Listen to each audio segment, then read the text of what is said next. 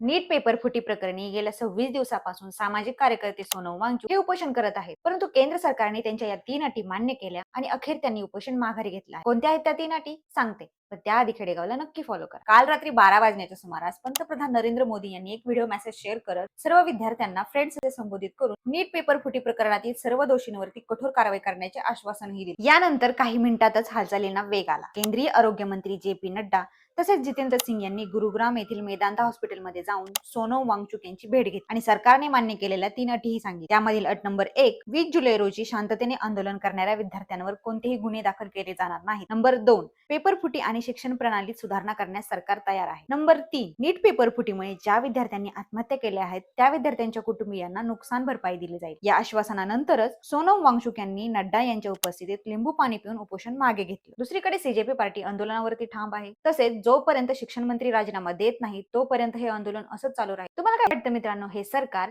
शिक्षण मंत्र्याच्या राजीनाम्याची अटही मान्य करेल का? तुमचं मत कमेंट मध्ये हो की नाही मध्ये सांगा आणि अशाच अपडेटसाठी फॉलो करायला विसरू नका.